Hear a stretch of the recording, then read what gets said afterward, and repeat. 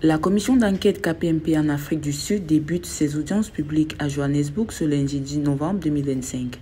Créée par le président Cyril Ramaphosa en mai 2025, cette commission enquêtera sur les raisons pour lesquelles les poursuites relatives aux crimes commis sous l'apartheid et renvoyées devant la commission Vérité et Réconciliation CVR dans les années 1990 n'ont jamais abouti.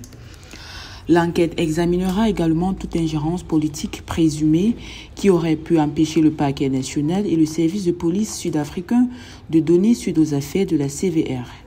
La commission formulera également des recommandations en matière de réforme institutionnelle et envisagera d'éventuelles réparations pour les 25 familles concernées, offrant ainsi une voie attendue depuis longtemps vers la responsabilité et la justice. TRC handed over about 300 cases.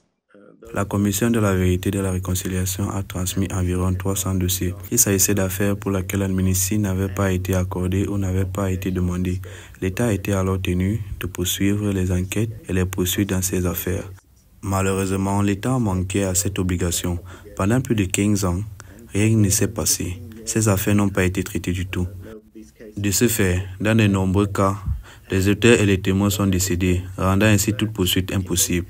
The perpetrators have died, witnesses have died, and therefore no further prosecutions are possible.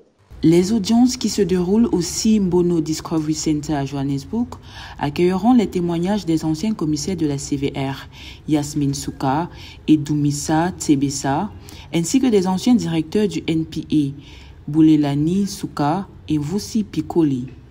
Pour de nombreuses familles, dont celle de Fort Kalata, l'un des 4 militants du Crack Dog assassiné en 1985, ce processus représente une nouvelle opportunité d'obtenir la vérité et de faire le deuil après des décennies de silence.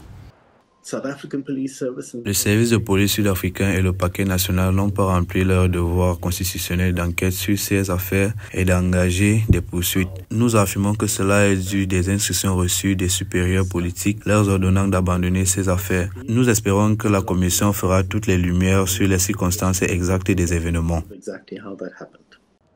Après des décennies d'affaires non résolues issues de la commission Vérité et Réconciliation CVR des années 1990, les auditions de la commission KPMP marquent un tournant décisif en matière de responsabilité en Afrique du Sud. Selon certains militants des droits humains, les conclusions et les recommandations de la commission pourraient enfin apporter des éclaircissements, reconnaître le vécu des victimes et jeter les bases de réparation significatives et de réformes institutionnelles.